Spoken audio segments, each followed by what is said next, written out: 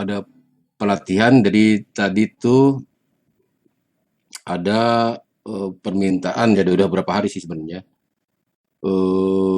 Bank Mandiri ini termasuk yang bank besar di Indonesia, tapi belum masuk ke area budidaya, gitu ya.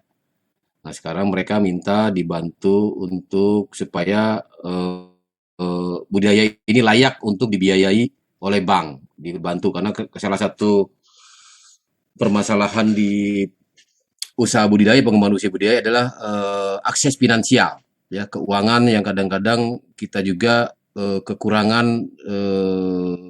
kemampuan untuk menggunakan dana sendiri, ya, kecuali misalnya di sini siapa nih, ada yang online, siapa yang webcamnya bisa, webcamnya yang memungkinkan, tolong webcamnya di online kan, ya, supaya saya bisa mengenal, sering lihat, bisa itu, jangan sampai nanti ketemu nanti Anda tersinggung, saya diem aja, kok Pak Uman kok di depan muka saya diem aja, kayak nggak kenal gitu ya. Begitu banyak mahasiswa udah dari S2, S3, ya, S1, tambah lagi diploma, belum lagi yang kadal-kadal gitu ya. Ya mohon ya bagi bisa yang online tolong di webcamnya dibuka ya, webcamnya supaya kita bisa berkomunikasi dengan baik ya. Ini baru ada Rita, ada Ratna, yang lainnya siapa yang sudah online ini? Oh, on cam.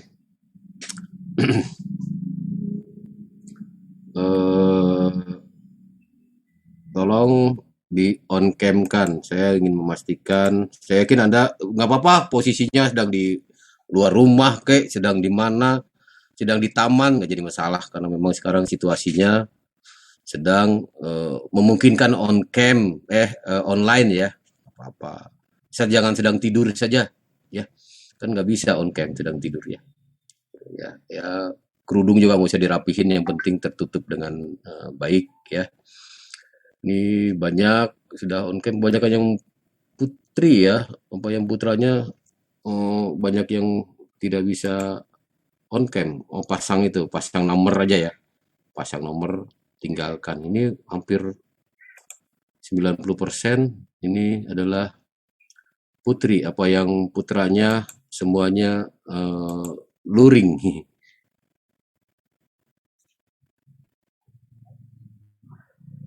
Oke.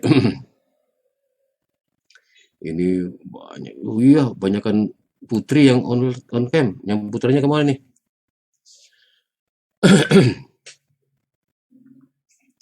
Jadi jangan sampai nanti, kemarin ada sedikit insiden ya, apa namanya, ya, antara asisten dengan mahasiswa, di mana asisten sudah hadir, ternyata mahasiswanya belum hadir ya.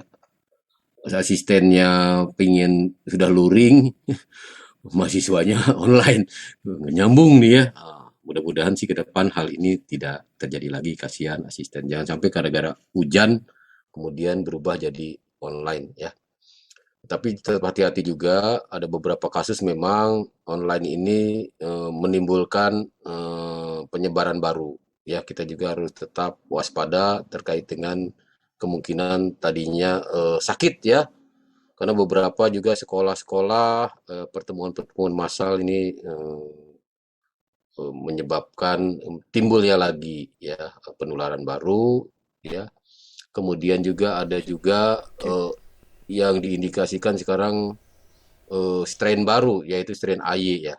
Strain AY yang dari Eropa ini sekarang sudah sampai Malaysia katanya. Dari Malaysia ke kita itu dekat sekali. Ini juga belum ada ya penanganannya. Ya mudah-mudahan kita hanya bisa meningkatkan sistem imun dan mencoba mengurangi kemungkinan tertular oleh pihak-pihak atau dari orang lain lah, seperti itu ya. Karena memang dari manusia ke manusia kemungkinan besar.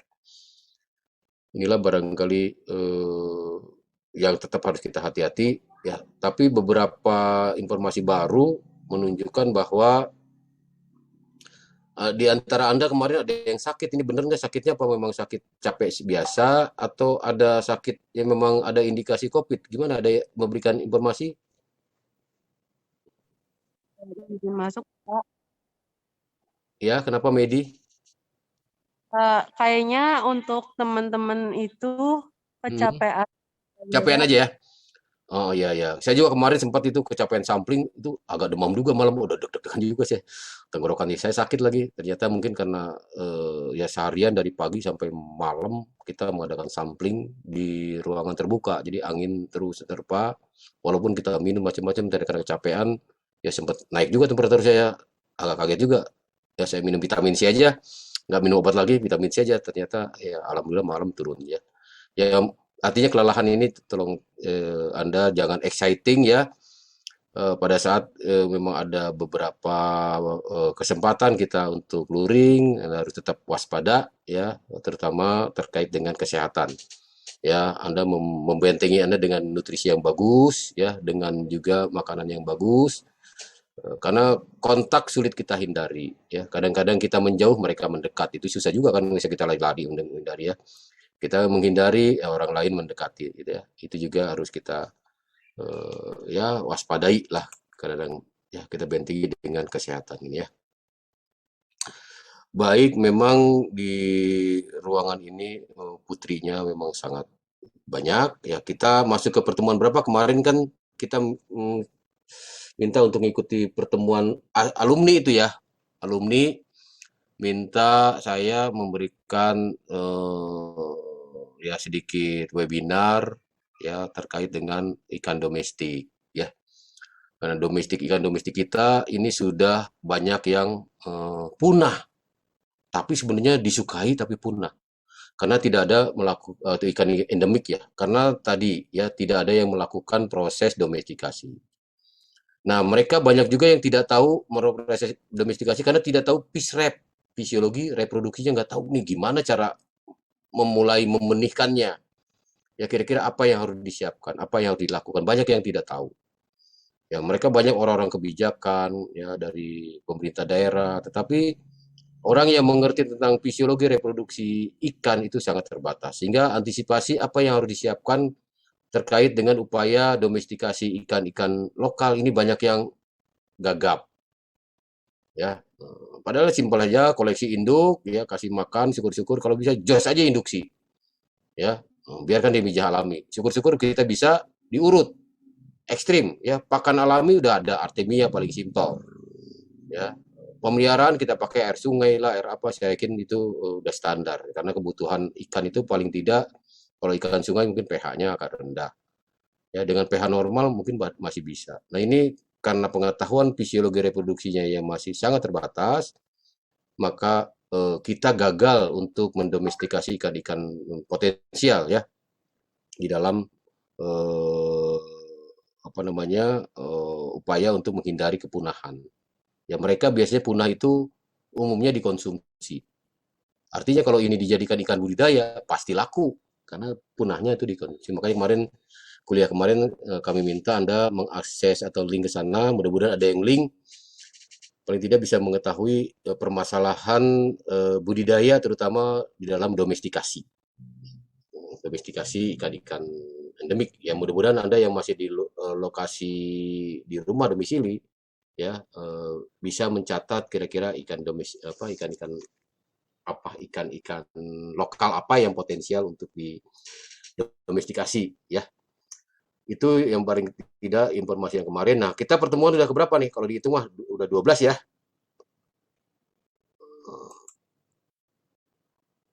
Gimana ya? Ada yang ingin ditanyakan?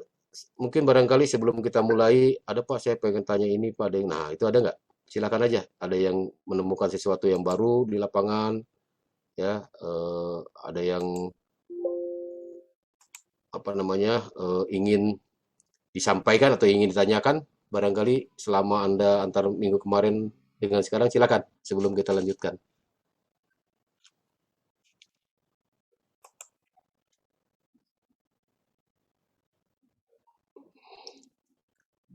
Ada? Nggak ada? Oke, kita mulai ya. Ntar kita share dulu. Share. Gitu.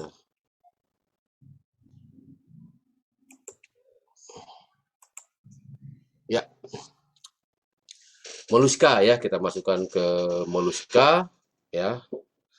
Ini merupakan hewan yang paling disukai ya kalau di Batam Anda kenal dengan siput gonggong barangkali ya, atau juga abalon, itu juga siput ya, atau moluska, tapi jenisnya siput bukan kerang. Kalau kerang tuh kerang mutiara, yang kerang tuh ada yang dua cangkang itu ada yang di kerang. Tapi kalau yang single tunggal itu rumahnya itu dikatakan siput ya.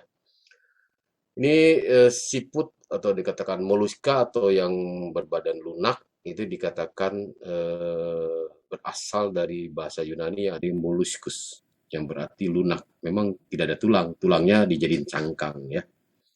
Hidup di air tawar, payau, di darat, dari palung, benua, laut sampai pegunungan yang tinggi bahkan mudah saja ditemukan di sekitar rumah kita. Jadi itulah moluska. Ya, kita juga sering lihat ya cumi ya atau mungkin keong di rumah ya. Tutut ya, sekarang kalau di Bogor tiap pagi ada yang jual tutut matang gitu ya.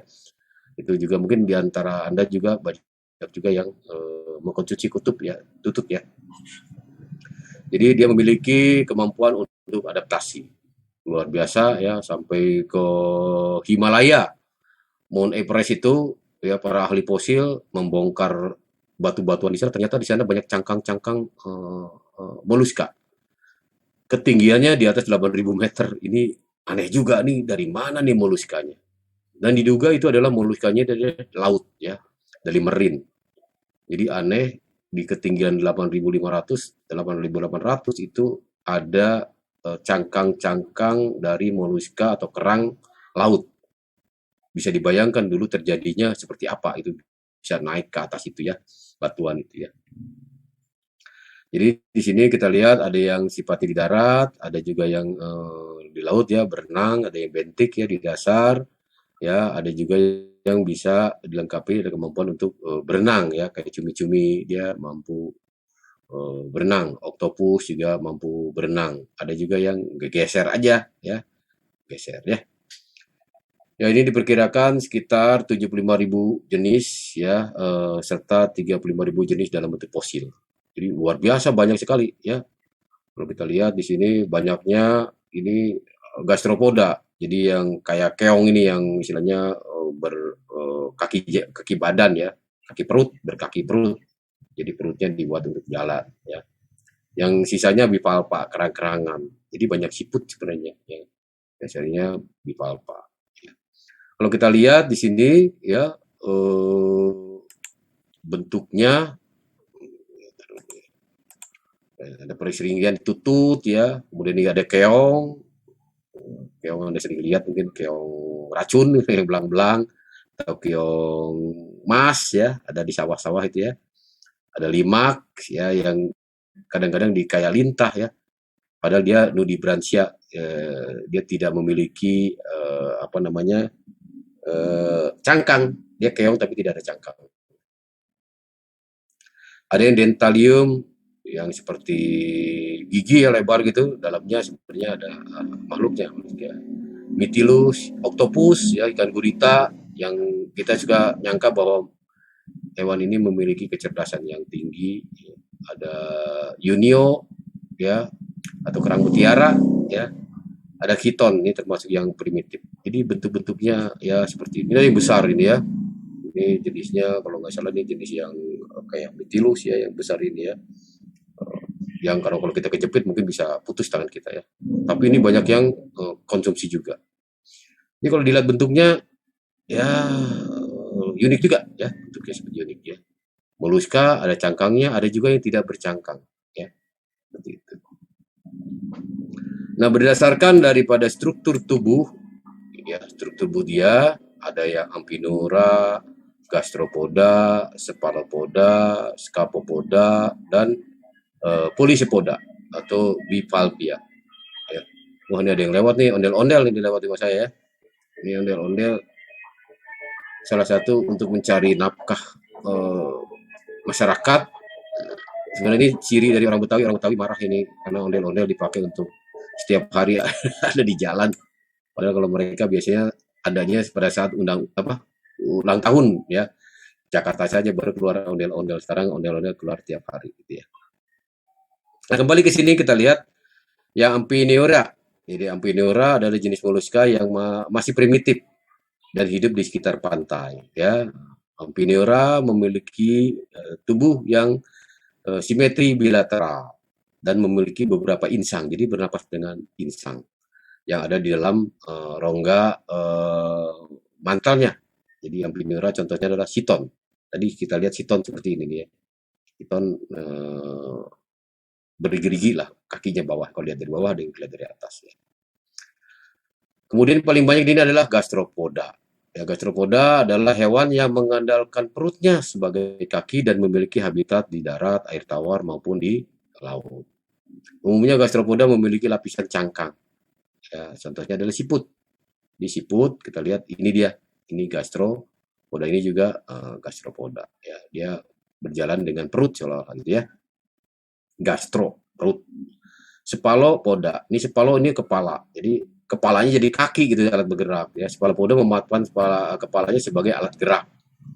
Ya, cephalopoda memiliki endoskeleton. Jadi dia rangkanya ada di dalam. Kalau kita makan cumi itu ada itunya tuh apa namanya? Ada plastiknya seolah-olah gitu. Padahal itu dia rangka ya. Ada juga exoskeleton atau tanpa keduanya. Dia simetri bilateral ya, Anda bayangkan cumi-cumi ya, terdiri dari kepala, leher, dan badan. Contohnya adalah cumi-cumi. Ya, ini jangan salah, mana cephalopoda, mana gastropoda, mana Amphineura. Ya, cumi-cumi merupakan cephalopoda. Nah, di sini ada juga yang keempat itu namanya scapopoda. Scapopoda mempunyai cangkang yang tajam. Ya, ada seperti trompet, tadi ada kayak gigi ya. Memiliki kaki yang kecil, bagian kepala terdapat beberapa tentakel dan tidak memiliki insang. Dia tidak memiliki insang ya. Scapopoda dapat dijumpai di laut, pantai, dan contohnya scapopoda adalah Dentalium vulgare. Ya ini dia. Ya, jarang dijual di kita, tapi di luar beberapa nih dijual. Enak sekali ya, semua moluska sebenarnya enak ya. Nah, kemudian yang terakhir yang kelima adalah Pelecipoda atau Bivalvia. Ya, Pelecipoda mempunyai kaki dengan bentuk seperti kampak. Ya, yang terletak di anterior, jadi bagian depan, jadi kayak remis gitu ya, remis atau kerang gitu ya. Bivalvia merupakan hewan bercangkang yang terdiri dari dua bagian, jadi dia ada ya kayak capitan di atas bawah gitu ya, dua bagian dan memiliki sistem saraf dan otak yang berkembang dengan baik. Jadi dia sudah ada sarafnya, ada otaknya, walaupun kalau kita lihat hanya seekor kerang ya. Pelecipoda berhabitat di air tawar dan juga air laut. Ya, contohnya adalah yang ini adalah kerang mutiara. Kalau Anda buka di internet, kita lihat kerang mutiara itu sebenarnya dagingnya bisa dimakan. Ya, mutiaranya itu sebenarnya akibat dia melindungi adanya benda asing supaya tidak berbahaya. Pasir, ya, ada batu-batuan yang masuk yang halus dalam itu kemudian dia isolasi dengan nekra gitu ya, jaringan mutiara sehingga terbentuklah mutiara. Dan kadang-kadang kita juga bisa buat insert baru dengan inti ya, bola-bola kecil dari plastik atau bahan lainnya, kemudian nanti akan diselaputi oleh jaringan mutiara itu yang kita panen ya, budidaya mutiara dengan menggunakan kerang mutiara ya. Kemudian kijing air tawar, kalau di kampung-kampung barangkali daerah Anda masih ada dijual kijing air tawar. Ini biasanya di kolam-kolam, di danau ya. Ini bisa masih muncul ya, yang masih bersih ini masih banyak. Kemudian tiram, ostrea ya. Panope generosa atau ini kerang raksasa yang besar-besar itu ya, yang kalau dilihat ini seperti pot besar ya. Inilah struktur tubuh daripada moluska, bisa kita bagi paling tidak 5 kelompok ya. Dan ini kita bisa lihat ini bagaimana bagian-bagian yang berkaitan dengan apa namanya struktur ya umum daripada moluska ya. Di sini ada yang agak coklat ya ini namanya mantle cavity, ya. Kemudian ada alimentary tract, saluran pencernaan, ada saluran saraf. Ya, kita lihat di sini bentuknya secara umum ya, ada mulutnya. Nah, dia biasanya seperti abalon atau siput. Dia sebenarnya makannya dengan cara menggerus ya, memarut lah makanannya. Apakah daun, kita sih yang lihat ya, daun pada bolong atau padi pada gerowak-gerowak itu sebenarnya dimakannya dengan cara menggerus ya, apa menggesek-gesek gigi radula ya, menggrazing, dikerok krok krok krok krok krok gitu kira-kira begitu ya. Nah, ini adalah ada gigi-gigi radulanya ya. Kemudian dia juga memiliki mantel ya, ada otaknya kecil di sini ya. Saluran pencernaannya banyak karena kemungkinan panjang di sini karena dia memakannya biasanya herbivore ya. Baik itu makan rumput laut kayak abalon makannya rumput laut ya. Kalau kolam apa ikan atau siput keong mas, keong-keong kan biasanya makannya daun-daunan atau padi ya. Kemudian ada gonadnya juga di sini ya, ada jantung kecil ya, makanya biasanya di bagian belakang ya, ada sensory organ, ada saraf-saraf, ada mantel, ada ctenodium ya, bagian yang keras itu tajam kayak duri ya, ada gliding sole ya, itu bagian dari kaki ya, ada juga dorsoventral musculare ya, muskulatur jadi dorsoventral jadi atas bawah, bagian atas bawah daripada otot ya.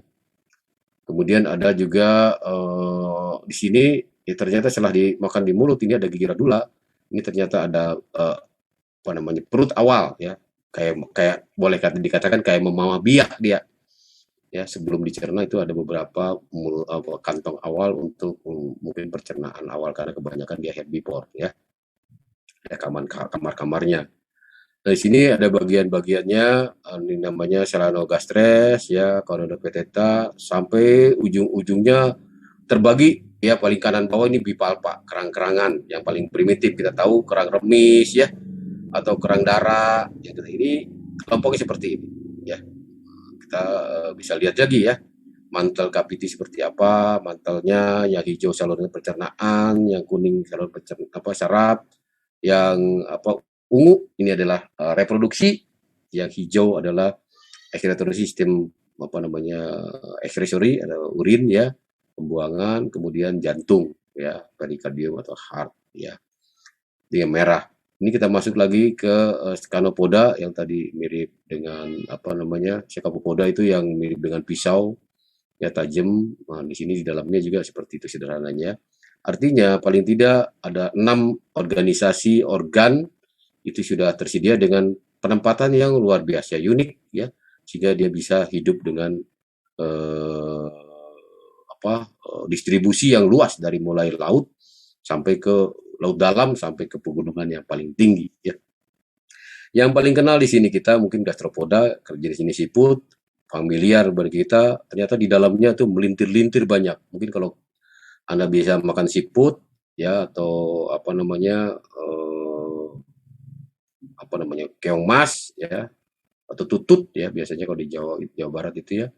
Ini sebenarnya kita makan kalau seluruhnya nggak jadi masalah kalau ternyata dia makannya bagus, tapi kalau nggak biasanya di bagian akhir dibuang, yang agak hitam-hitam, hijau-hijau.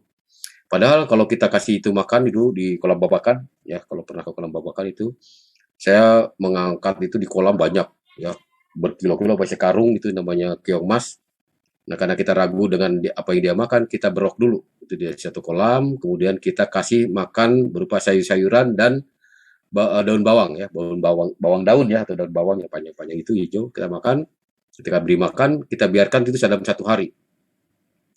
Dan besoknya sudah mulai kotorannya hijau. Artinya dia sudah memakan sayuran dan daun bawang itu. Nah, baru dari situ kita olah. Akhirnya mahasiswa banyak juga yang praktikum pada saat itu, praktikum PISREP juga. Banyak yang Pak geli. Coba sedikit dulu. Akhirnya dicoba, akhirnya habis. Sekarung habis itu ya. Diolah oleh ibu di rumah, diolah kemudian dibawa ke kolam lagi. Pertamanya banyak yang nggak suka, tapi setelah dijelaskan bahwa yang hijau itu sebenarnya adalah sayuran diberi makan dan daun bawang ya, habis dimakan mereka. Dan akhirnya apa? Habis. Sampai saya juga nggak sempat nyobain, ternyata udah habis diambil oleh mahasiswa satu kelas begitu ya, ada 80 orang. Itu adalah gastropoda. Banyak jenisnya yang bermanfaat untuk atau disukai oleh masyarakat, tetapi belum banyak yang dibudidaya. Yang sekarang banyak dibudidaya untuk di luar itu mungkin keong emas, bahkan dimusuhin keong emas oleh pertanian karena merusak padi. Sementara untuk beberapa di daerah itu memelihara keong, bahasa kita keong racun lah gitu ya. Itu makanan istimewa untuk di daerah Prancis. Ya, dibilang kita keong racun karena memang ada beberapa yang getahnya kalau tidak diolah dia memang beracun. Dia dibilang keong racun ya. Yang paling sering kita makan adalah cephalopoda, yaitu jenis cumi. Siapa yang nggak suka cumi? Cumi paling enak sekali ya. Itu edible portionnya kalau beli udang atau beli cumi. Saya mau beli cumi aja karena memang lebih banyak yang dimakan ya dibandingkan dengan udang, banyak cangkangnya seperti itu. Kalau mereka jeroannya aja banyakan adalah ikan. Mungkin Anda pernah membelah cumi, di dalamnya jeroannya ikan teri atau ikan yang besar yang sedang dalam proses pencernaan. Jadi di saluran pencernaan adalah hasil cernaan ikan yang ditangkap. Jadi gitu ya, ada hancuran daripada ikan. Jadi inilah pemisahan pengelompokan dari moluska. Ya, ada Tribleida, Placopora, ya yang paling primitif ya. Kemudian Caudofoeta, ya Solenogastres. Jadi hati-hati kalau namain anak ya, jangan salah namain nama ini nih, namanya nama moluska gitu ya. Namanya cantik, tapi dibilang namanya siapa? Concipera. Keren bener namanya Concipera. Pada dilihat itu nama siput gitu ya. Hati ya. Nah, ini secara umum ya di radula ada gigi yang nantinya bakal menjadi parutan untuk makanannya. Umumnya adalah detritus, ada yang makan detritus juga, ada yang makan biasanya rumput laut atau tanaman-tanaman yang kayak padi ya dimakan juga ya, sayur-sayuran itu juga banyak yang kol ya kalau kita lihat ya, atau tanaman air. Kalau kita miara di akuarium, kadang-kadang kita sudah dapati siput-siput kecil yang bisa memakan dari tanaman air yang ada di akuarium ya. Jenisnya ada Khiton, Gastropoda, Bivalva, tadi Cephalopoda ya bagian itu ya. Nah, moluska secara umum seperti ini ya. Secara umum seperti ini ya, ada Bivalva, ada Monoplacopora, Gastropoda, Cephalopoda, Scapopoda, ya Aplacopora, Polycapora. Ini dulu zaman SMA ini harus hafal. Jadi kita mungkin Anda juga banyak yang hafal. Jadi kita pernah cerdas gitu ya. Dulu pernah cerdas, sekarang bolot lagi lupa gitu ya. Bukan karena udah banyak yang menghapus dari memori kita dan kita tidak pernah ditanya-tanya lagi, akhirnya lupa terkait dengan pembagian ini. Saya yakin Anda sudah belajar ini, apalagi di teologi pasti Anda sudah dapat belajar ini ya. Nah, Bivalvia ini scallop, clam, mussel, Anda tahu ya. Monoplacopora ya, Monoplacopora ini limpet ya, kemudian Gastropoda snail, ya, siput, selak, limpet juga si hars ya. Kemudian kalau Cephalopoda squid, octopus, nautilus, ammonites. Ya. Nah, silahkan nanti dicari di internet ya, jika nanti Anda mengetahui beberapa jenis-jenis moluska ya, dan ini merupakan komoditas yang masih langka di aquaculture. Sangat langka ya. Cumi saja baru saya akan coba ikut dengan orang penangkapan untuk menetaskan telurnya. Kalau ada yang mau tertarik cumi boleh, penelitiannya di Pelabuhan Ratu. Di Pelabuhan Ratu itu banyak sekali ya, kita pasangkan rumpon, kemudian di rumpon itu banyak telur-telur cumi hasil pembuahan, jadi ditaruh di situ. Nah, ini kita ambil, kita coba nanti tetaskan. Jadi belum ada nih. Kalau ada yang mau ini bagus sekali, boleh kita bimbing bagaimana kita mulai membenihkan cumi-cumi. Nanti ke depan kita bisa budidaya cumi-cumi, jangannya ditambak, bisa kita coba budidaya cumi-cumi. Memang dia harusnya airnya bersih. Ya. Kemudian taksel, ya, pikul koper dan siton. Ini adalah jenis-jenis moluka yang beberapa memang sudah hafal di kita, familiar, tapi kebanyakan adalah hasil daripada tangkapan, bukan budidaya. Ini Amphineura yang tadi dikatakan siton, Gastropoda, ya bentuknya ya kelihatan simpel sekali. Ya, ini dagingnya yang dimakan cuma ini aja, yang dalamnya ada pencernaan sebenarnya ya. Kemudian yang paling menarik adalah Cephalopoda, cumi-cumi, wah ini paling nikmat sekali. Ya harganya sekarang bisa 80.000 per kilogram. Ya, atau yang asinnya yang cumi telur ada kan, ini juga luar biasa ya. Kemudian ini adalah kerang-kerangan yang kecil siput ya, remis dan macam-macam ya, kerang darah ya. Kemudian scapupoda yang tadi dikatakan mirip dengan pisau ya. Ini beberapa juga penampakan yang lebih jelas ya, ada matanya besar benar, bahkan kalau cumi-cumi ada yang sebesar orang, bahkan ada yang lebih 3 meter 4 meter cumi-cumi di laut dalam. Itu menjadi makanan daripada paus pembunuh ya. Paus pembunuh ternyata makanannya ini, dan kalau orang bisa disedot sebenarnya, jadi ada yang sampai 5 meter 6 meter bentuknya seperti cumi, jadi dikatakan raksasa gigan loligo ya, atau giant loligo. Ini siton ya, termasuk yang primitif ya. Kemudian Anda juga pernah melihat misalnya keong apa ya, kayak keong bambu ya, siput bambu di supermarket ya, bisa lihat ya. Ini juga ada pernah melihat misalnya keong macan ya, dijual itu yang dipanen dari baik di pelabuhan itu juga ada kalau kadang ya. Tapi banyaknya di daerah Belitung ya, Riau ada banyak ya. Nautilus ini yang berenangnya unik, ini termasuk juga yang primitif ya. Struktur dan fungsinya, jadi ototnya ini ototnya, jadi kakinya merupakan otot kalau kita lihat di sini ya, kadang-kadang meninggalkan jejak, memang kita kelihatannya geli gitu ya, padahal dia ototnya, dan kalau udah jadi masakan enak sekali ya. Ini digunakan ya otot-otot kakinya untuk bergerak ya. Kemudian massa saluran pencernaan ya, ini mengandung usus-usus ya, kadang-kadang berbelit ya, yang warnanya kehijauan ya. Kalau di Jepang itu yang ada oyster itu yang kalau pernah dilihat Mr. Bean itu ya, cuma dikasih jeruk saja kadang kita makan, itu enak sekali ya. Tapi mungkin itu harus dipelihara di laut-laut yang jernih. Di Bali juga ada itu laut yang jernih ya, sehingga kita makan tuh yang bagian hijaunya adalah phytoplankton biasanya. Nah, cuman ini berbahaya pada saat terjadi yang dikatakan red tide. Red tide atau pasang merah itu adalah di mana terjadi blooming atau pertumbuhan yang berlebih yang luar biasa dari salah satu jenis phytoplankton yang sangat berbahaya. Kalau kita makan juga keracunan kita. Ikan aja mati. Nah, itu hati-hati pada saat memakan kerang ya, di waktu tertentu di mana di dalamnya dia memfilter ya plankton-plankton yang berbahaya. Ya, dianya sendiri tidak mati, tapi pada saat kita makan, kitanya yang kena dampaknya ya, keracunan muntah-muntah ya, seperti itu ya. Karena tadi kita memakannya pada timing yang tidak tepat. Tapi pada kondisi normal itu ya, jeroannya yang hijau itu seperti begitu gurih ya, karena itu phytoplankton yang dipadatkan oleh mereka ya. Ada yang filter feeder, terutama ada juga yang tadi makannya dengan radula, dengan grecing, dikerok ya, itu pada siput ya. Ini mantelnya merupakan lipatan-lipatan daripada jaringan ya, yang saling menutup ya, menutup daripada jaringan pencernaan ya, dan menghasilkan jaringan cangkang. Jadi terus saja ini jaringan cangkang ini nambah gede terus ya dari belakang gitu ya, terus nambah gede ya. Nah, mantel ini ya merupakan tempat pelindung daripada insan.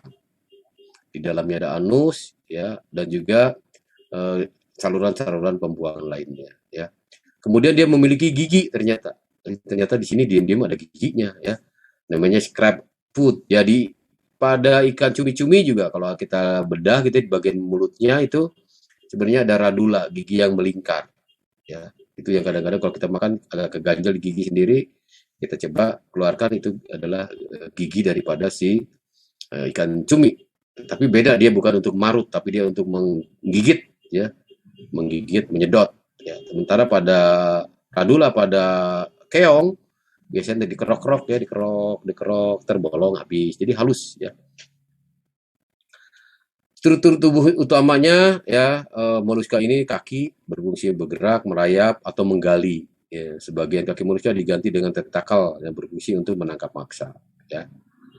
Kemudian bagian visceral ya, bagian organ pencernaan ya, bagian perut ya. Visceral ini ada organ pencernaan, ada organ ekskresi, ada reproduksi, dan juga ada apa pelindungnya, ada mantelnya ya yang melindungi semua organ-organ di sini ya. Nah, mantel ini merupakan jaringan tebal yang berfungsi melindungi massa visceral ya. Mantel memiliki rongga cairan ya yang berisi lubang insang ya, anus dan cairan hasil ekskresi. Jadi metabolisme cair itu dikeluarkan melalui ekskresi cairan ya. Nah, mantel juga berfungsi sebagai alat ekskresi pada komponen yang membentuk cangkang. Jadi nanti dia berhasil atau digunakan untuk membuat apa namanya pelindung cangkang. Ya, pelindung cangkang. Ya. Ini kakinya kalau kita lihat ya dari bawah, Anda iseng-iseng nanti ini jenisnya abalon kelihatannya. Abalon kita tempelkan di dalam kaca, di atas kaca, kemudian kita lihat dari bawah, ini otot-ototnya seperti ini. Ya, dia akan bergeser, bergeser. Memang geli kalau dilihatnya. Mungkin Anda coba, ada yang berani nggak? Misalnya di sini siapa nih? Madiah, misalnya nanti di rumah megang siput, ditaruh di telapak tangannya. Saya yakin pingsan. Ya, taruh siput, kemudian siputnya berjalan, pasti pingsan. Ya, karena merasa geli gitu ya. Padahal tidak apa-apa ya. Kemudian radula, ini giginya ternyata konstruksinya luar biasa. Kelihatan hewan ini ya biasa saja, apa sih, seekor siput ya. Bentuknya juga jelek, jalannya lambat ya, ukurannya kecil. Dia seolah-olah tidak memiliki suatu konstruksi daripada apa namanya, alat-alat reproduksi, alat-alat pencernaan, termasuk juga mulut. Ya, di sini ada dikatakan gigi radula atau di radula teeth ya, radula teeth ini gigi dan odontopor. Jadi di sini adalah bagian yang boleh dikatakan lak-lakan atau dinding atas ya, yang nantinya menampung daripada atau menahan daripada gigi radula. Kalau dilihat konstruksinya luar biasa indahnya ya, luar biasa indahnya dari suatu struktur ya yang menurut kita ini apa sih ya, ikan apa sih atau siput, kadang-kadang kita ketemu di jalan kita injek atau kita getok dengan kayu ya. Nah, padahal kalau kita lihat ini ternyata luar biasa ya. Wah, mahakarya boleh dikatakan ya.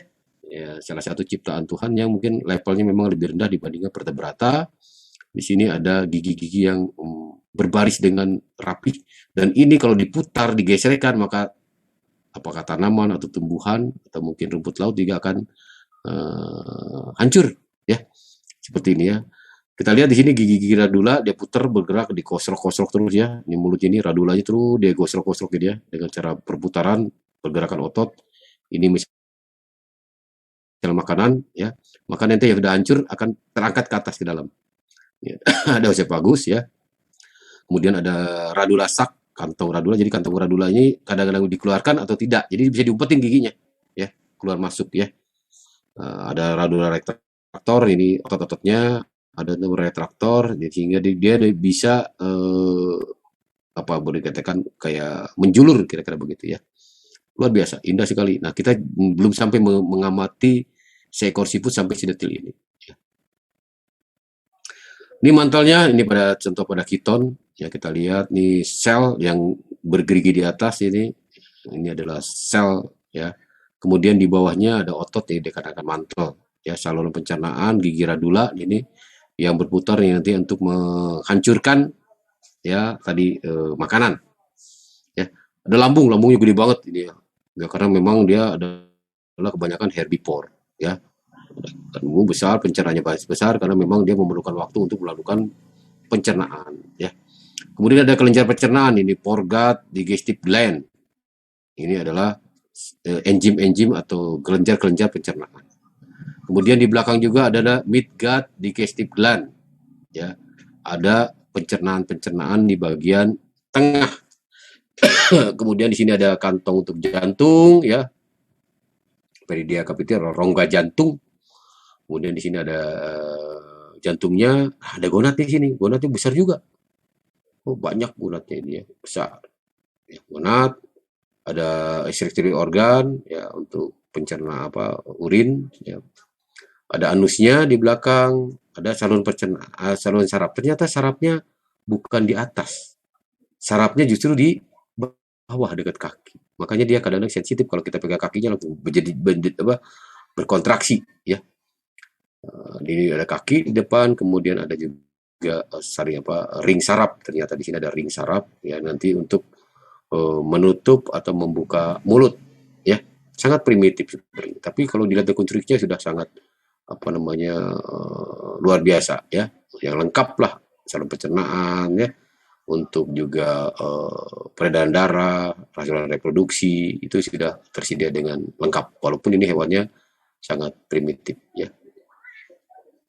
Jadi the mantle is the body wall ya, di dinding daripada tubuh ya, yang menutupi apa namanya rongga pencernaan ya, atau rongga tubuh. Di sini ada rongga tubuh, ini isinya saluran pencernaan macam-macam, itu adalah rongga tubuh atau body cavity yang nantinya sebagai atau dilindungi oleh mantel ya.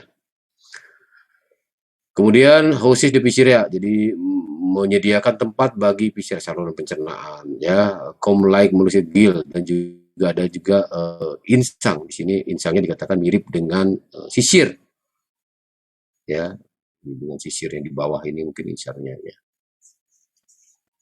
Kemudian Ctenidia respiratory function can collect food particle. Jadi ada juga ya dia filter feeder ya.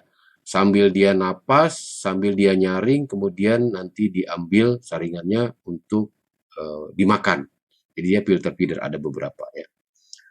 Mantle cavity juga tempat reproduksi ya. Jadi ruang daripada mantel ini juga ada tempat reproduksi excretory. Di sini kita lihat di rongga mantel ini ada saluran atau organ gonad ya. Kemudian ada excretory, saluran pembuangan, di sini dalam bentuk insang, excretory organ ini ya, pembuangan hasil metabolisme. Ya, kemudian ada saluran pencernaan. Ya.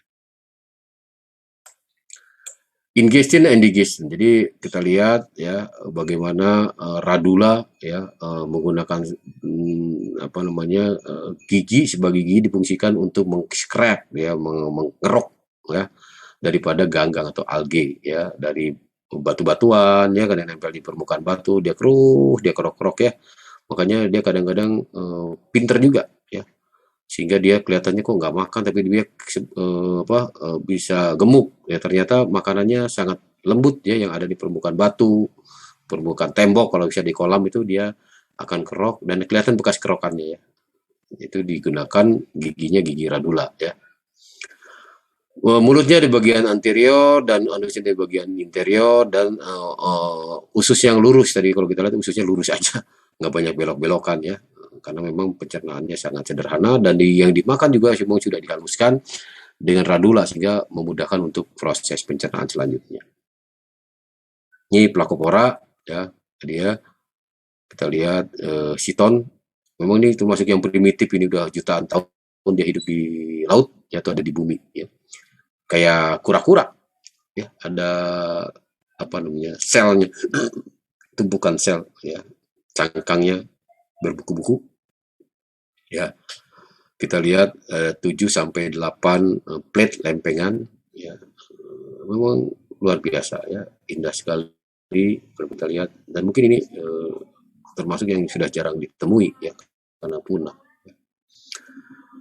Kiton ini bentuknya opal ya, tidak ada segmentasi di dagingnya ya, tetapi ada kelihatan segmennya, plate-nya itu adalah di cangkangnya bersegmen tapi tubuhnya tidak bersegmen ya, cangkangnya bersegmen ya.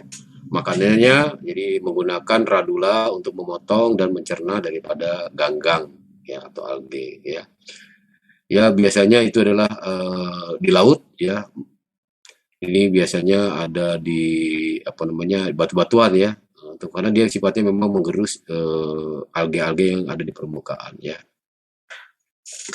Ya kemudian di sini kakinya beraksi sebagai section cup ya, to grip the rock and creep along it. Jadi dia kaki-kakinya sambil menggerus ya, atau ya boleh dikatakan menempel dengan cara menyedot ya, kalau kita mempakum sehingga dia bisa nempel ya, mempakum daripada permukaan sehingga dia nempel dan tidak terbawa ombak atau arus, dia nempel ya, seolah-olah dia kayak ada lemnya, padahal dia miripnya dengan suction ya, nyedot gitu, nempel ya. Di siton jenis-jenisnya menarik, indah sekali, dan kita banyakkan karena kita tidak mengetahui, kita tidak bisa menikmati keindahannya, bahkan tidak bisa merawatnya. Kita anggap ini benda-benda berbahaya atau benda tidak berguna. oleh seorang orang kita yang umum. Nah, Anda sebagai mahasiswa yang sudah mengetahui bahwa kiton adalah salah satu moluska yang bahkan bisa dinikmati dagingnya, ini menjadi suatu komoditas yang sangat penting ya untuk dilindungi bahkan dimanfaatkan. Ya, kalau dilihat warna-warnanya indah sekali. Jarang hewan darat yang memiliki morfologi dengan keindahan seperti ini. Kalau lihat dari bawah ya geli juga gitu ya. Ini kok begini bener, geli bener gitu ya. Tapi proteinnya sangat tinggi. Ada mantelnya, ada mulutnya di sini kita lihat, ini kakinya. Geser, sangat lambat ya. Mungkin Anda kalau Anda sering ke Lotte atau ke mall itu banyak dijual yaitu kerang-kerang dari kerang macan ya. Kita lihat bagaimana dia sedang mencoba memakan daripada rumput laut.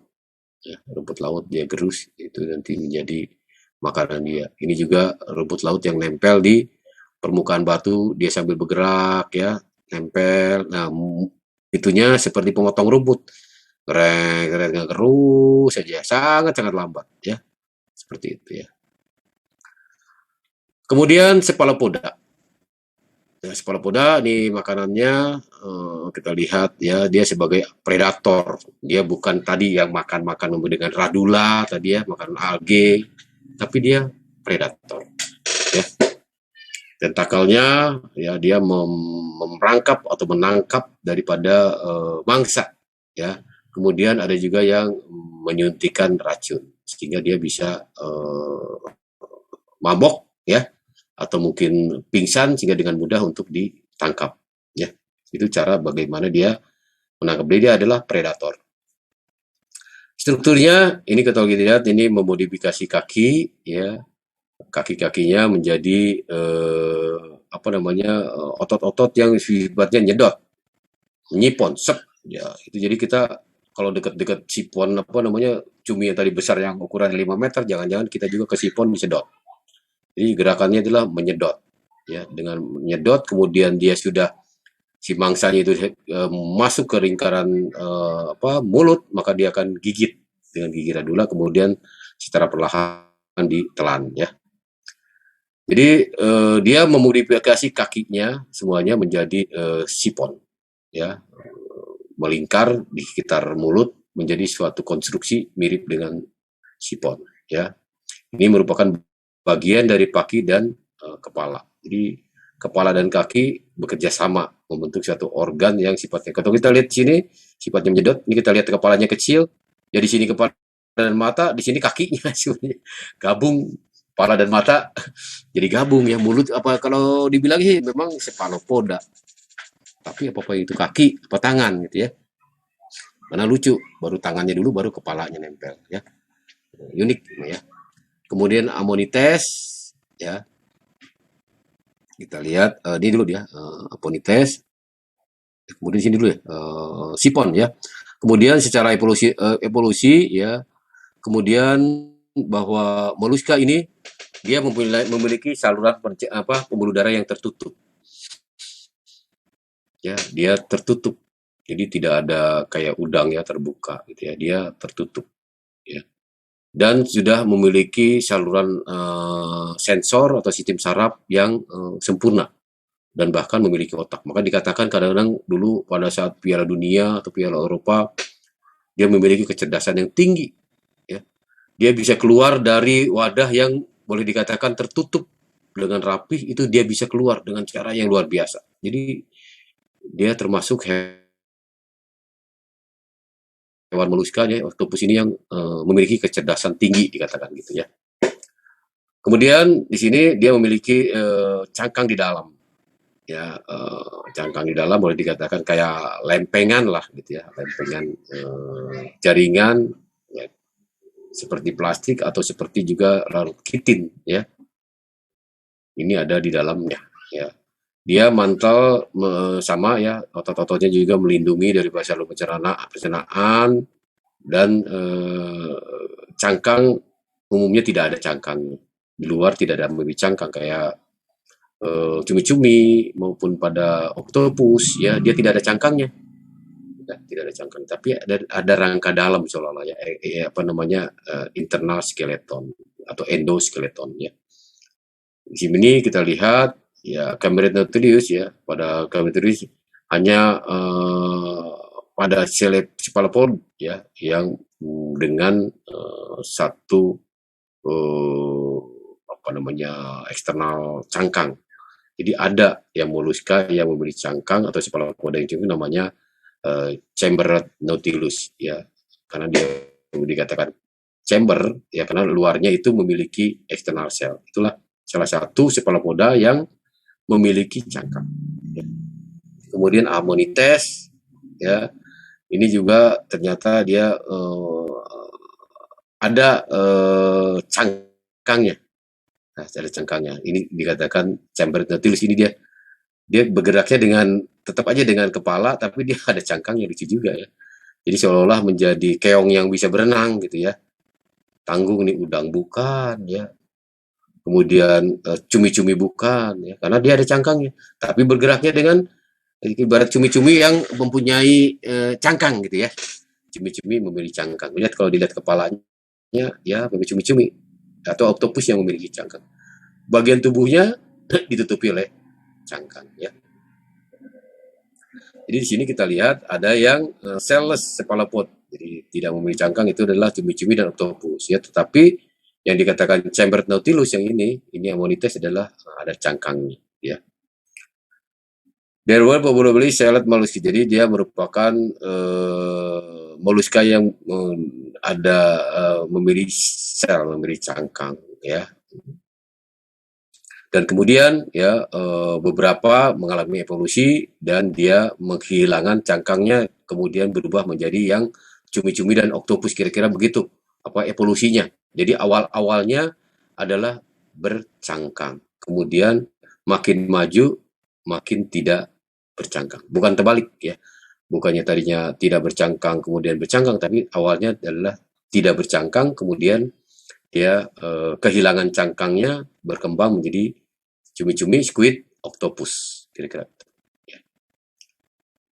Nah inilah cumi-cumi ya, kalau kita lihat bingung ini tangan, kepala atau apa ya, apa kaki gitu ya, karena kepalanya di sini, yang bergeraknya di sini. Nanti ada tangan-tangan untuk ini, ada tangan yang satu ini agak lebar tebal, ini adalah nanti untuk membawa sperma.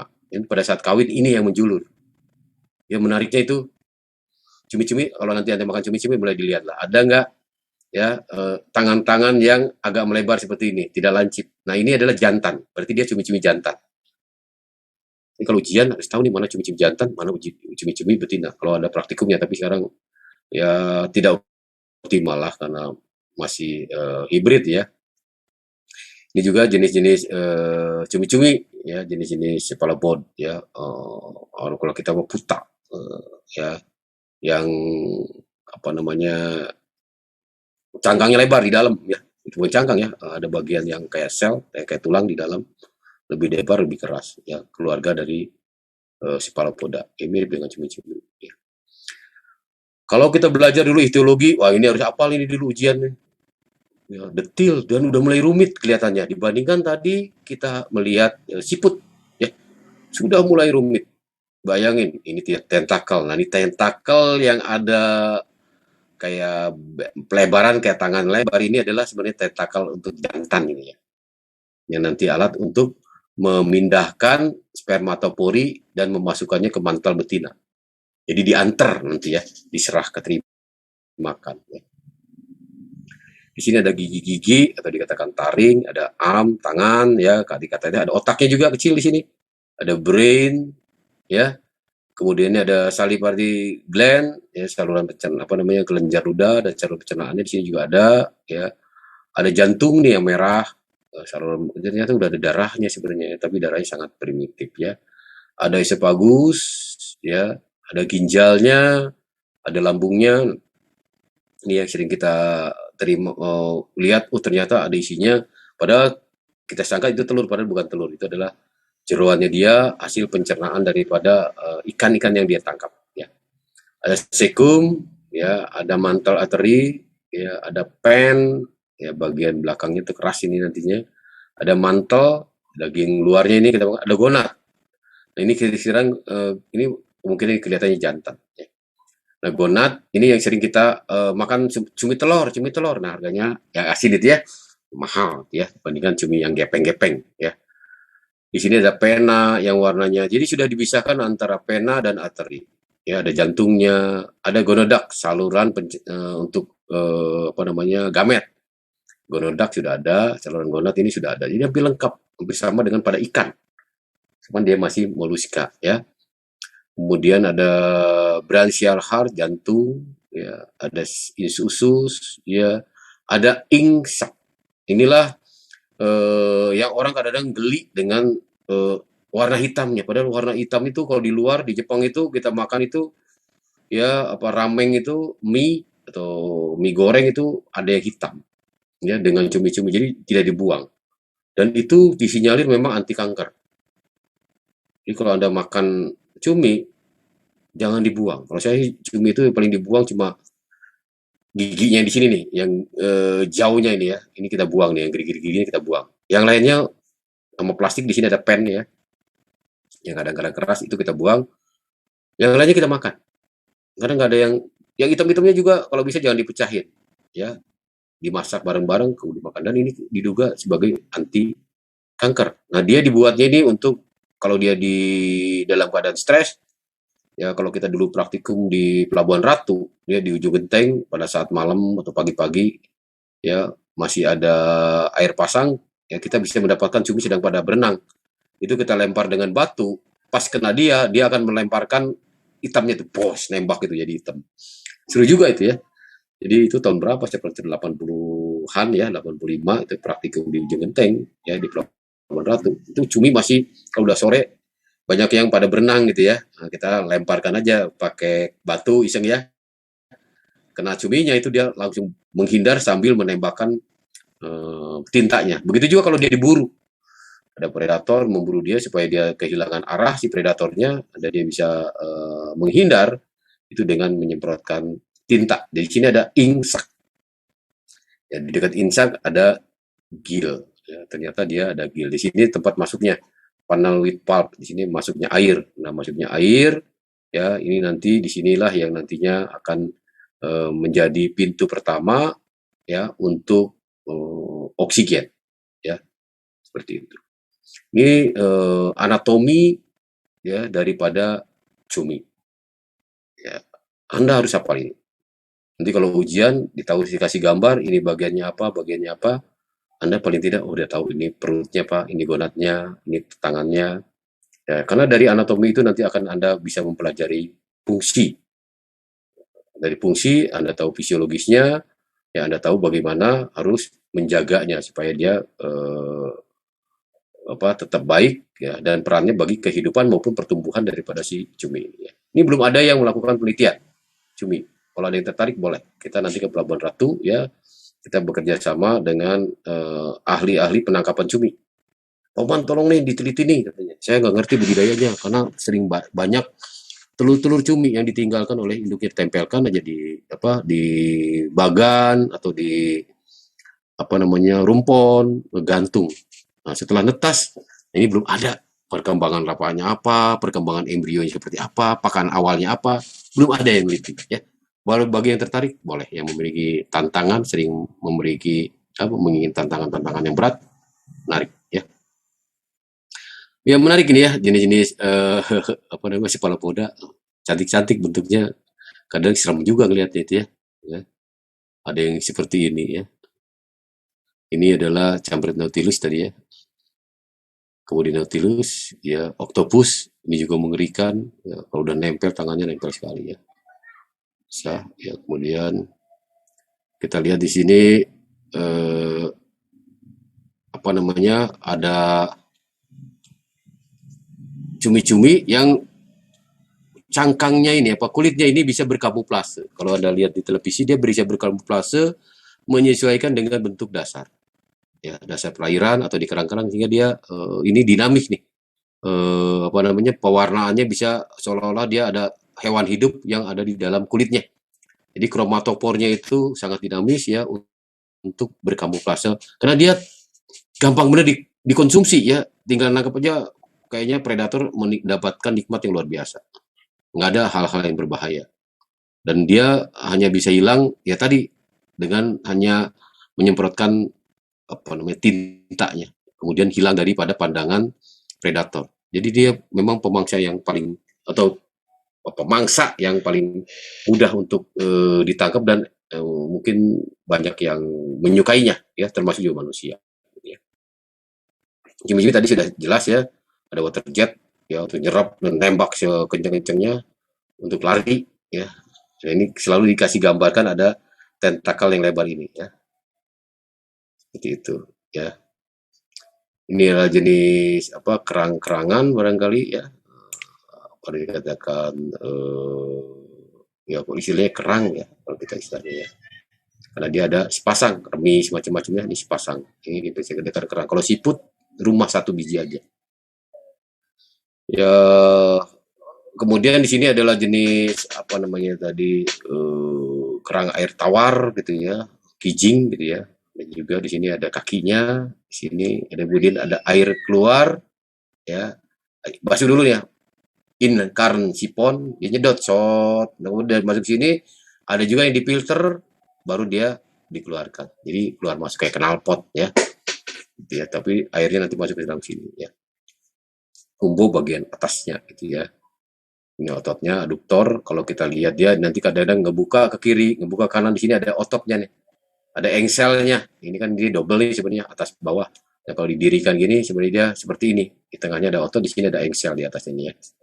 Namanya aduktor muscle relax ya untuk apa dia bisa bergerak kiri kanan. Ya, di sini ada hing ligamen, otot-otot untuk perekatnya ya. Nah, di dalamnya ada area yang dikatakan insertion area of anterior adduction muscle. Di sininya ada yang nempel, kadang-kadang suka susah dibelah. Kita potong ya untuk nempel di sini nih, ligamennya di sini dia. Ya, kayak pernya, otot per ya. Ini nempel kiri kanan, ini nempel di atas, nempel bawah. Nah, itu dia nanti tarik, buka seperti itu ya. Ini siponnya ya, sipon tadi ya, siponnya masuk di sini, keluar, masuk, muter di sini ya. Di sini ada insang nantinya, yang nantinya akan menerima oksigen dari aliran air yang disedot. Ya.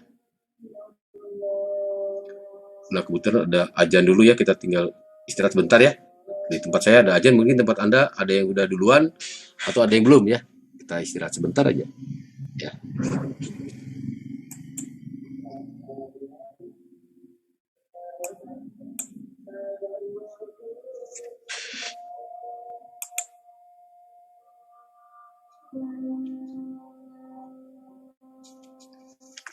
Kita sampai jam berapa nanti? 12.05 ya? Iya, Pak. Oke.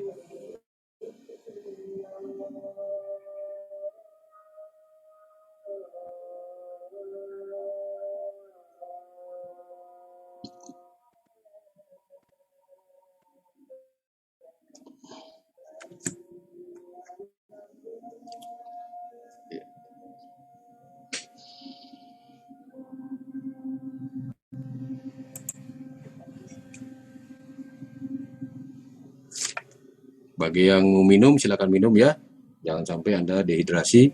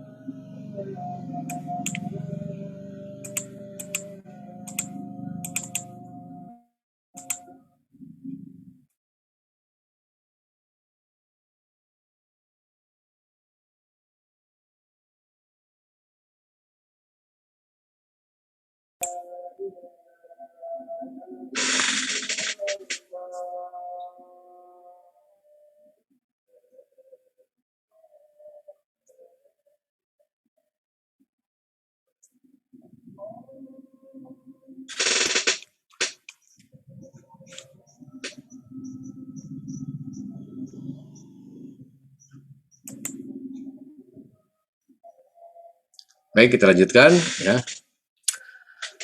Kemudian ini jenis apa namanya, boleh dikatakan bivalva tuh kekerangan ya. Beda dengan siput, beda juga dengan cephalopoda. Kita lihat di sini ya. Ternyata di tengahnya itu sebenarnya dia ada insang ya. Di sini dia bagaimana mengkoordinasikan antara air masuk dengan air keluar pada rongga yang sama, inlet lubangnya sama seolah-olah. Tapi sebenarnya di dalamnya ada pembagian ya, pembagian tadi apa namanya, alokasi mana air masuk mau kemana, air keluar mau kemana, kira-kira begitu ya. Di sini kita lihat ya, air masuk nanti akan diterima oleh insang ya. Di sini ada external gill ya. Kemudian ya, makanan-makanan ini food group in mucus string ya. Jadi ada pengumpulan makanan. Jadi hasil filter tadi dia kan filter feeder ya, makanan-makanan ini akan dialokasikan, dikumpulkan ya. Dikumpulkan kemudian diarahin ke mulut ya. Jadi ngambilnya dia sebagai filter feeder. Nah, pasir-pasir ini nanti yang mungkin ke bawah pada saat dia menyedot air, ini akan dieliminasi, dibuang. Ya, seperti itu. Jadi luar biasa ya, bagaimana dia manage ya air yang masuk ini untuk memfilter makanan sekaligus juga memisahkan makanan dengan pasir ya. Di sini ada labial pulp, ya, bibir-bibir ya, yang nantinya akan mengarahkan atau mengumpulkan, mengkoleksi makanan-makanan yang sudah difilter ya. Ada mantel sebelah kanan, ada cangkang, kemudian ada juga otot ya, otot-otot yang nantinya bisa pada saat kita belah itu kan kadang-kadang ada yang menempel nih ototnya, mungkin adalah king sini ya. Itulah struktur umum daripada si kerang yang umumnya adalah filter feeder. Beda dengan tadi siput. Siput biasanya dia memiliki radula ya. Nah, contohnya clam, oyster, mussels ya, scallop ya. Ini adalah jenis-jenis daripada kerang atau bivalva ya. Strukturnya ya ini cangkangnya dibagi dua ya, menjadi separuh-separuh gitu ya, samaan gitu ya, atau simetris ya. Kemudian dia dihubungkan atau diikat oleh mid dorsal line, jadi bagian punggungnya ada jaringan ini ya, digantung atau dihubungkan ya. Kemudian ada adductor muscle ya, yang nantinya bisa melindungi bagian yang lembut ya. Di dalamnya ada jaringan otot atau body visceral yang nanti melindungi saluran pencernaan ya. Makanannya dengan suspension feeder, jadi semua suspension disedot ya, kemudian nanti dipisahkan ya dengan pasir dan macam. Jadi gabungan. Jadi suspensi yang ada di dalam pasir biasanya diambilnya ya, di pasir, atau juga yang terlalu tersuspensi di dalam perairan ya. Dia coba sedot terus ya. Ada yang tersuspensi dia ambil, termasuk juga phytoplankton ya. Atau juga mentrap ya, mentrap makanan-makanan ini di dalam lendir yang terdapat pada insang. Jadi di dalam insangnya itu ada lendir yang nantinya bisa mentrap makanan-makanan suspensi-suspensi tadi, di mana dia mengandung silia. Nah, silianya ini nanti akan mengarahkan pakan-pakan yang nempel dalam lendir itu ke arah mulut. Jadi ada gerakan silia. Ya, silia bulu-bulu halus lah yang nanti menggerakkan si partikel-partikel ini ke arah mulut. Dia tidak memiliki radula, beda dengan siput ya. Rongga pantelnya ya digunakan untuk feeding tadi ya. Rongga pantelnya tadi kan karena dia akan memfilter makanan ya melalui insang. Di situ ada kegiatan feedingnya. Sebenarnya insang itulah kolektornya ya. Kemudian baru diarahkan oleh silia ke arah mulut ya. Kemudian juga sekaligus juga di insang itu terjadi pertukaran gas ya untuk respirasi, oksigen terutama ya. Jadi air memasuki mantel ya melalui incurrent sipon, namanya incurrent sipon ya, alat sipon untuk masuk penyedotan. Kemudian dia akan melewati insang dan meninggalkannya melalui atau melewatinya keluar melalui excurrent sipon. Jadi kalau kita lihat gambarnya di sini masuk, kemudian akan melewati insang, kemudian nanti akan keluar ya lewat jalur yang lain ke ice current flow. Ya, pada saat melewati insang di situ terjadi eksternal atau exchange dari gas oksigen, sekaligus juga pentrapping ya, ya jebakan daripada makanan-makanan yang tersuspensi oleh lendir-lendir sini, yang nanti si liatannya akan mengarahkan makanan tadi ke mulut. Jadi luar biasa kerjanya ya.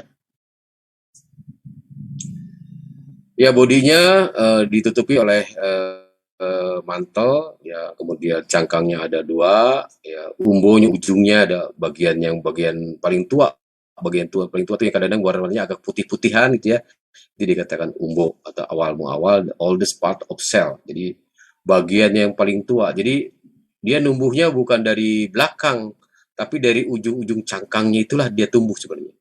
Ya, tambah cangkangnya bukan didorong dari belakang, dari umbonya, tetapi dia memanjang dari ujung-ujung cangkang. Ya, ya kepalanya boleh dikatakan mengecil, ya tidak jelas kepalanya ya, tidak ada radula, tidak memiliki mata.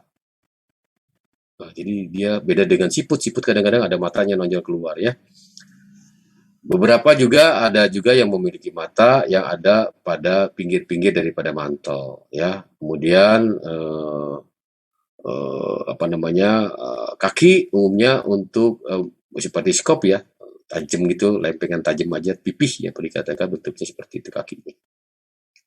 Nah ini ya, melebar gitu seperti itu ya, kakinya, ini mulutnya, ini kalau diperbuat tadi ya, diputar sebelah kanan ya, sebelah kiri jadinya maksudnya ya. Di jantung, ada insang seperti ini ya, di gamon ya, di gestif di sini ternyata saluran percernanya lengkap. Tapi kalau tadi tertutup oleh insang, jadi insang itu menjadi bagian yang paling besar karena disitulah dia akan mentrapping makanan. Ini kita lihat ya, yang warnanya agak hitam, ungu atau ya, atau gelap abu-abu ini adalah gil, ya, gil, kemudian intestin, ya, otot yang kadang-kadang kita makan masih gede gini sebenarnya ototnya nih. Yang dagingnya kerasnya ini sebenarnya otot yang kita makan. Yang lainnya biasanya kalau di luar ini dibuang. Ya, biasanya kita makan ininya saja kalau di restoran-restoran mahal. Yang kita makan ya daging kecil ini ya. Kemudian kita lihat di cangkang umbu. Nah, umbu ini ujung daripada cangkang yang warnanya putih. Nah, di sini awal muasal dulu dibuatnya paling tua ini. Tapi nanti berkembangnya dari ujung-ujung cangkang ini ya. Tumbuhnya ya. Di sini ada kepala, ada otaknya, tapi tidak ada mata. Ya, seru juga ya, kepala juga nggak jelas ya, matanya apalagi nggak jelas ya. Itulah anatomi dan morfologi daripada si bivalva ya. Sementara kalau siput tadi udah kelihatan dia ada matanya, ada kepalanya, mirip kepala lah kira-kira begitu ya, cerebral ganglia karena udah ada cerebrum ya, otak daripada dia ada di kepala ya. Bentuknya kalau dilihat torsi ya di dalam bentuk embrionik ya, dia akan memutar 180 derajat. Jadi makanya ada lingkaran-lingkaran ini menarik juga nih ya. Ada yang muter ke kiri, muter ke kanan. Mungkin Anda bisa ingat di mata kuliah histologi ya. Kemudian menggunakan radula ya untuk makan. Sini ada radulanya ya. Kemudian juga pada terestrial ya, dia kehilangan insangnya. Ya, pada terestrial nih, yang di terestrial justru kehilangan insangnya, dia mirip, dia akhirnya dia menggunakan mental, jadi ada lapisan atau lempengan halus yang fungsinya sebagai kulit ya, yang nantinya berganti sebagai paru-paru primitif ya, paru-paru primitif karena dia bernapas dengan udara ya, langsung ya. Seperti itu. Beda dengan mungkin siput-siput seperti abalon yang ada di dalam laut atau air ya. Jadi di sini ada perbedaan dari bentuk formation ya. Symmetrical body usually coiled cell. Jadi kalau kita lihat nih selnya ini melingkar terus, ada yang melingkar ke kiri, ada yang melingkar ke kanan. Terus pada saat dia sudah mulai membuat cangkang, tadinya embrionya dia berenang. Ya, berenang kemudian nempel membuat cangkang. Nah, cangkangnya berkembang secara coil ya, melingkar seperti itu ya. Kemudian ada yang predator juga yang saling sifatnya predator, dia menangkap atau membunuh hewan lain. Radulanya nih giginya dirubah menjadi apa namanya, benda-benda, atau mungkin ya, apa namanya, alat ya, dirubah menjadi alat yang, bisa apa namanya, membolongi ya, membolongi, cangkang ini. Jadi kan dia kalau lagi ngumpet dia nutup ke dalam, jadi susah diakses ya. Akhirnya ada predator-predator ya yang bisa membunuh dia, ya, saling membunuh di antara mereka dengan merubah radulanya menjadi kayak bor ya, boring hole in cell ya, or tearing apart of prey. Jadi sini bisa menyuntikkan, membunuh daripada si hewan-hewan di cangkeng lain. Itu adalah sifat-sifat predator. Kira-kira itu barangkali ada yang ingin tanyakan, silakan. Ini kita lanjutkan bisa di minggu depan karena waktunya sudah mepet ya. Baik, itu paling tidak kita sudah bisa bertambah lagi pengetahuan ada makhluk yang potensial untuk budidaya, yaitu moluska. Kita ketahui moluska yang sudah banyak itu oyster, kemudian juga kerang mutiara ya, kerang hijau ya, itu sudah mulai banyak juga dibudidaya. Sayangnya dibudidayanya di daerah yang rawan terkait dengan pencemaran, yaitu di Pulau Seribu ya. Itu juga Anda harus hati-hati ya, bukan tidak kita menyalahkan budidaya kerang, tetapi kita harus tempatkan lokasi budidaya kerang ini di tempat-tempat yang memang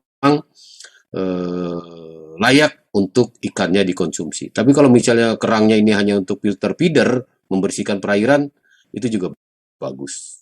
Ya. Tapi kalau nanti kerangnya itu juga dikonsumsi, ya kita harus hati-hatilah. Karena ada juga yang sangat sensitif ya. Sudah makan kerang, ada yang alergi gatal-gatal, ada juga yang benjol-benjol, ada juga yang pingsan, ada juga yang diare.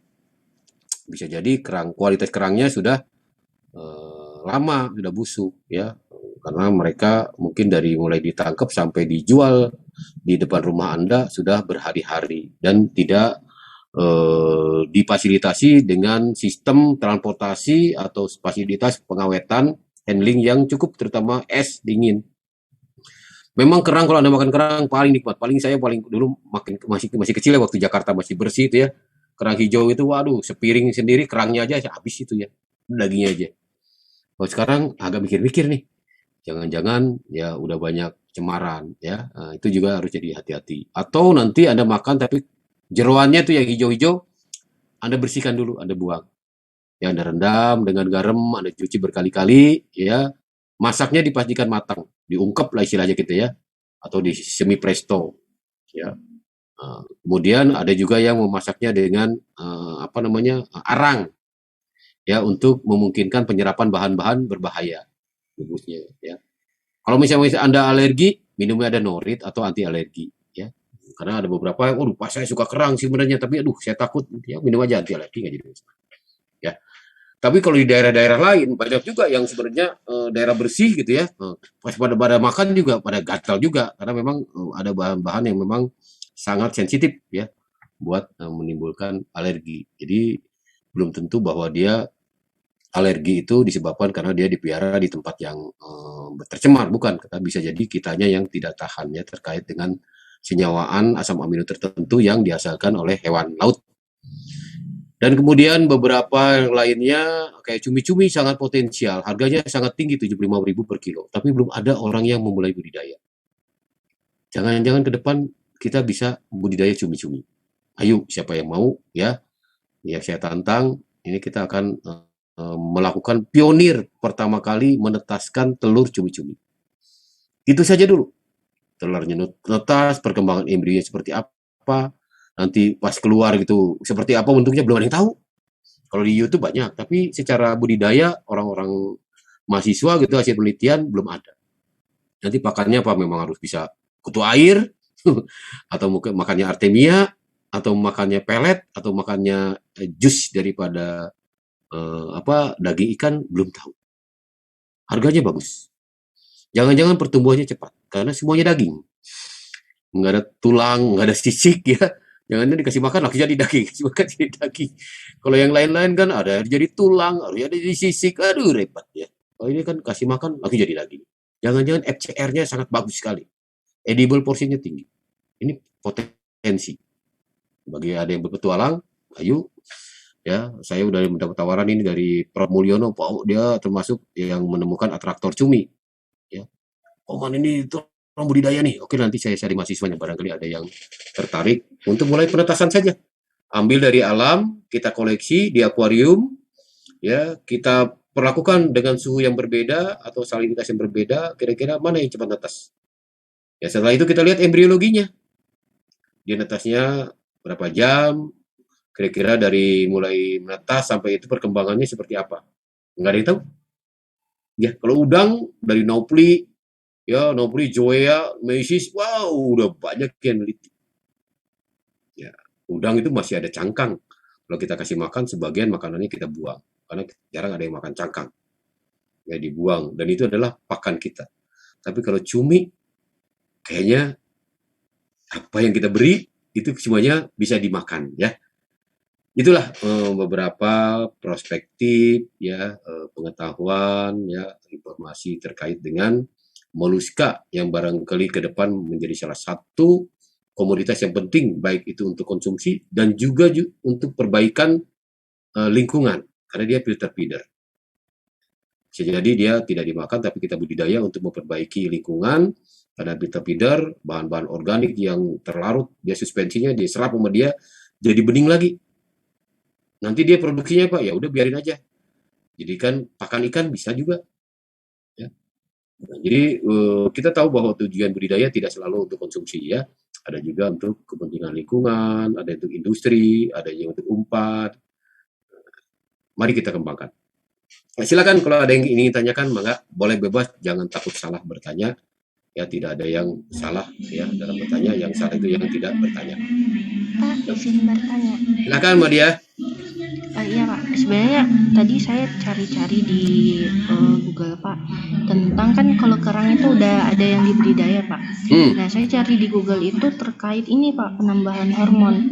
Di jurnal itu jarang itu Pak, di penelitian tentang penambahan hormon itu kenapa ya Pak?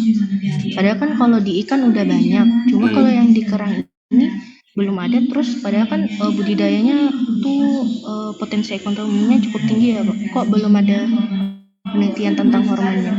Jadi endokrin daripada siput ini sangat primitif, lebih primitif dari udang. Ya, kalau udang ya sudah banyak yang mengotak-atik. Ya, tapi untuk moluska endokrinnya siapa yang meneliti? Orang primitif kayak begitu. Otaknya di mana gak jelas ya, sarafnya juga gak jelas ya. Tetapi berdasarkan penelitian terakhir bahwa pada siput itu ternyata itu hormon-hormonnya kompatibel dengan mamalia atau paling tidak dengan vertebrata lain seperti ikan. Dia kompatibel. Ya, penelitian endokrin itu dipusatkan pada hewan-hewan seperti pada abalon yang meningkatkan yang memiliki nilai ekonomis yang tinggi. Yang lain-lainnya kebanyakan ditaruh saja. Ya, dia dengan di trap di alam dia sudah dapat gitu loh, dari taruh tali gitu ya. Nah, ternyata pada nempel di situ.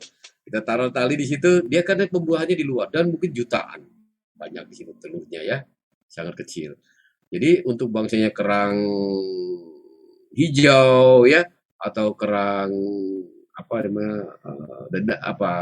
kremis itu dia kebanyakan ya untuk sampai saat ini tidak memerlukan suatu induksi hormonal yang rumit ya. Dia kadang-kadang udah ditaruh di situ aja, induknya ditaruhkan aja tambang. Kalau di sekitar situ ditembarkan induk, maka tambang-tambangnya nanti akan ditempeli oleh anak-anaknya dia gitu ya. Kira-kira masih begitu. Nah, tetapi penelitian-penelitian pada abalon yang memiliki nilai ekonomis tinggi dan susah untuk mendapatkan anaknya, karena anaknya itu susah didapatkan, sudah dikoleksi, maka dia kita ambil jadi di hatchery, boleh dikatakan di darat ya, kemudian kita induksi dengan hormon, sudah ada beberapa ya abalon tapi ini ya, tapi di dunia itu memang jarang. ya. Pertama, yang ngerjainnya juga jarang. Yang kedua, komoditasnya belum tentu ada juga di luar itu. Ya. Yang ketiga, orang yang tertarik itu juga sedikit. Semuanya kalau bisa ya lele, nila, yang ikan-ikan standar ya. Nah ini menjadi tantangan. Kalau Anda mau teliti, berarti penelitinya adalah abalon. Atau kerang mutiara. Nah, kerang mutiara ternyata mijanya juga gampang aja. Nah, sangat gampang. Ya. Dia induksi dengan salinitas, induksi dengan cahaya. Dia sudah bisa mijah. Ya. Tetapi beberapa induksi untuk abalon dengan ODEP itu sudah banyak dilakukan di sekotong. Mungkin coba Anda bisa lihat abalone ya. Seperti itu kira-kira ya. Kalau cumi-cumi belum. Ya repotnya kita kalau kasih makan kerang itu, sebagian jadi daging, sebagian besar jadi cangkang. Kalau bisa cangkangnya empuk tuh. Ya, pada kita makan, empuk kayak agar-agar. Itu boleh tuh. Kita bagaimana supaya ya si cangkang kerang ini lembut seperti agar-agar. Pas kita makan, langsung aja kita makan seperti makan daging. Boleh tuh. Makanya siput itu jarang dibudidayakan secara intensif. Dia hanya ranging saja, penangkapan yang diatur supaya jangan terlalu habis ya, dijaga habitatnya di alam biasanya. Sediakan rumput laut, ya kita miara kambing ya. Kasih rumput laut dijaga, nanti ada ukuran yang memenuhi konsumsi, ya ukuran konsumsi dipanen. Kira-kira begitu. Ya, sama dia. Bagus pertanyaannya. Ya mudah-mudahan Anda tertarik penelitian itu atau cumi-cumi boleh. Ya. Silakan. Ada yang lain? Masa kalah sama Mahdiah? Yuk, yang lain. Medepi? Mau nanya apa? Iya Pak, ini cuma penasaran aja sih Pak. Baguslah kalau penasaran itu yang saya inginkan, ada penasaran. Iya, dulu itu sering bersihin cumi-cumi yang gede gitu. Ya. Nah, tapi nggak ngelihat organ-organ dalamnya gitu loh Pak, yang tapi ketutup sama tintanya, kalau nggak sama telurnya gitu Pak. Nah itu apa emang organnya kecil-kecil atau gimana Pak? Terima kasih. Ya memang pertama kecil dan sederhana, dan dia dibungkus oleh selaput yang putih ya, mengkilat kayak platinum. Itu kadang-kadang kita cabut udah, paling di dalamnya tuh ada isinya. Itu dikatakan bungkus saluran pencernaan. Di dalamnya tuh ada lambung, ya, ada jantung. Kalau itu kita cabut bersih udah hilang. Mana lagi? Seolah-olah cuma satu. Ada satu lagi yang paling dominan, yaitu yang sering kelihatan adalah organ tinta sama gonad. Telur ya, yang gede gitu ya, wah padat itu. Nah sebenarnya ada di dalam itu, Neng. Di dalam tadi yang selaput atau kantong yang berwarna silver itu. Kalau kita tarik jebret, padahal nggak usah dibuang. Cumi yang dibuang itu tadi bagian yang kerasnya itu, ada plastiknya itu ya, itu aja cabut udah. Lainnya dimakan karena jeroannya juga ikan. Nggak pernah dia makan ulat bulu gitu ya, atau makan cacing. Jadi dia dimakan ulat bulu nanti bibir kita tebal gitu ya. Nggak, dia pasti makannya ikan. Dan dia sangat apik makannya. Pasti ikan-ikan yang enak dimakan. Ikan teri ya. Kalau kita lihat itu pasti kadang-kadang iseng-iseng itu masih di mulutnya masih ada itunya, masih ada ikannya ya, ada yang separoh, dan kadang-kadang ada sisa-sisa serasa-serasa tulang-tulang ya, daripada si ikan itu, apakah sisinya di dalam pencernaan itu masih dibuang. Ya, udah kita cabut aja tulangnya, kita rebus ya dengan asam pedas ya. Kalau saya sih biasanya kalau besar-besar itu dengan tepung ya, cumi tepung, wah enak sekali tuh. Dan gorengnya jangan terlalu lama. Kalau makin lama makin keras. Orang bilang, kalau bisa makan masak yang lama, kayak karet nantinya. Dia cukup aja sirup 1 menit air panas, angkat, udah makan. Ya itu jadi itulah kita menikmati cumi. Beda kalau tinggal daging kerbau, ya kita harus godok 1 hari baru kita bisa enak makannya gitu ya. Tapi kalau ikan kasih air atau digoreng 1 menit saja, angkat. Ya geruk makin goreng lama makin kayak karet, mental kita ini. Nah gitu ya, Mbak Devi. Mudah-mudahan tertarik untuk penelitian ini ya, cumi, karena saya pengen ada mahasiswa BDP pertama kali pionir untuk menginisiasi pembenihan ikan cumi, karena tanpa benih kita nggak bisa nangkep benih cumi, karena mungkin nggak tahu dia di ruayanya kemana, tapi yang kita dapat ya dari yang besar-besar ya. Apalagi nanti udah pernah ke Debbie, di mana posisinya tinggalnya aslinya? Kalau sekarang lagi di Bogor, tapi aslinya Kuningan Pak, dekat Cirebon.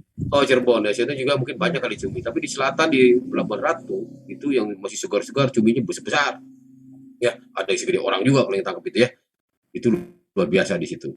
Iya, kalau di ya, Cirebon sendiri di Indramayunya sih Pak yang banyak ya. Nah, itu juga ya, belum ada orang yang tertarik untuk budidaya, nangkapnya banyak. Makin lama saya makin habis. Harganya juga makin lama makin tinggi. Dulu sekitar 25.000 per kilo. Sekarang udah di atas 80.000 bagi yang besar-besar ya. Ya, silakan ada yang lagi bertanya? Bagus pertanyaannya, mudah-mudahan tertarik untuk meneliti moluska ya. Baik, kalau tidak ada lagi, kita akhiri kuliah kita ya. Sampai ketemu lagi, tetap jaga kesehatan dan tetap semangat ya. Walaupun kondisi Anda sedang tidak luring full, tetapi jangan menurunkan semangat Anda untuk menggali terus ya pengetahuan dan melatih keterampilan di bidang budidaya ya. Sekian kita akhiri. Assalamualaikum warahmatullahi wabarakatuh. Waalaikumsalam warahmatullahi wabarakatuh. Terima kasih banyak Pak. Sama, yuk, salam ya.